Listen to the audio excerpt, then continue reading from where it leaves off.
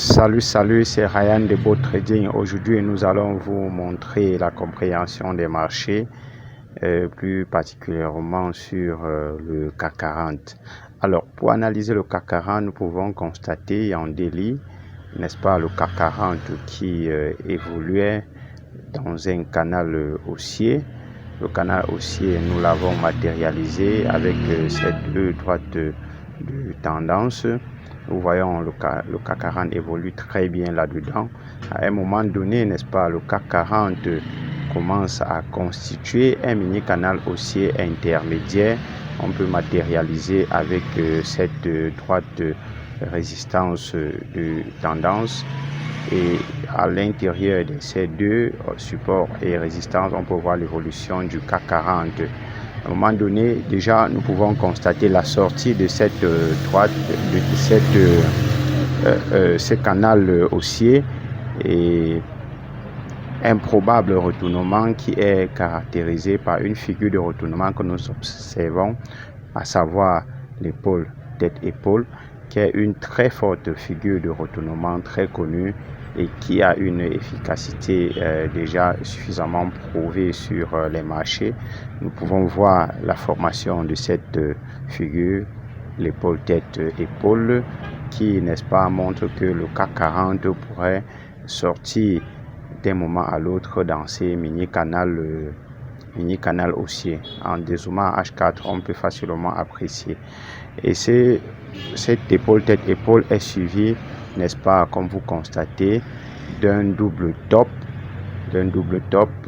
ou alors d'un mini-range qui sera bien sûr précédé de la cassure de cette zone de prix clé que nous pouvons observer autour de 7100. Et la cassure de cette zone de prix clé montre la sortie de ces mini-canaux haussiers intermédiaires pour montrer que le CAC 40 pourra donc retourner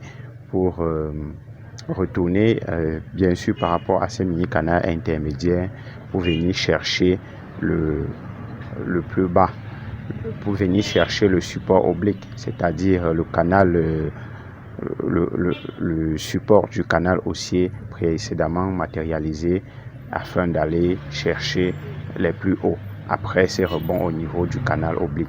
On peut voir l'objectif théorique de l'épaule tête-épaule qui sera, n'est-ce pas, dupliqué autour de 6847. Alors, si jamais l'épaule tête-épaule, l'objectif de l'épaule tête-épaule est atteint, on pourra donc arriver à ces niveaux où on a dupliqué la tête, n'est-ce pas? Et après ces premiers objectifs, il y a aussi l'objectif du mini-canal haussier intermédiaire qui est un peu plus bas, qu'on peut voir, n'est-ce pas, autour des... qu'on peut voir bien plus bas dans tous les cas. Et si jamais seul l'objectif de l'épaule tête-épaule est atteint, n'est-ce pas, qui coïncide avec cette zone de prix clé, on pourra assister, n'est-ce pas, à un rebond du prix et pour aller chercher un objectif un peu plus haut. Bien, et dans le cas où le canal haussier intermédiaire est validé, on pourra donc ensemble observer le retournement jusqu'au plus bas, du canal haussier, comme j'ai dit tout à l'heure. Mais vraiment, ce sera le moins probable. Le plus probable est que l'objectif de l'épaule tête-épaule soit atteint et que le rebond soit fait au niveau du support.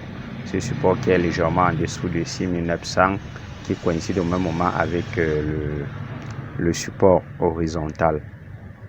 Bien, nous pouvons donc voir que avec le CAC 40, cette position pourra faire gagner pas mal de pips, mais ceci est à titre instructif et pédagogique. Ce trade devrait être pris normalement si jamais le CAC 40 était dans une forte tendance baissière. Vous voyez là, c'est une sorte de correction, c'est en fait une sorte de correction. Donc, je voudrais que vous utilisez ça plutôt dans le sens où vous attendiez que le CAC 40 baisse jusqu'à ces niveaux où on a décrit pour pouvoir acheter le CAC 40 à un niveau acceptable, à un très bon niveau pour aller chercher un objectif plus haut. Parce que le vendre au niveau où il se trouve là serait une sorte de contre-tendance. Parce que lorsqu'on revient en H4 ou en D1, on constate que le CAC 40, malgré, n'est-ce pas, cette forte correction, reste quand même toujours dans la tendance, haussière. Donc ceci c'est juste à titre instructif pour vous montrer comment on analyse les marchés financiers et non pas pour que vous copiez la position, c'est juste un moyen pour vous expliquer le fonctionnement des marchés financiers.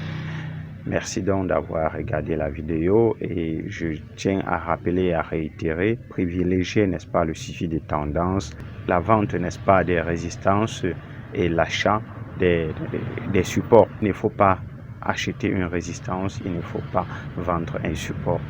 Donc voilà ce qui a été détaillé en fond ici dans cette vidéo. Restez abonnés dans nos différentes pages. En description, vous avez les numéros de téléphone. Vous pouvez nous contacter pour avoir un coaching fiable, comment faire pour être rentable sur les marchés financiers. On vous donne les secrets, la clé du succès. Merci, très bonne journée, à la prochaine vidéo.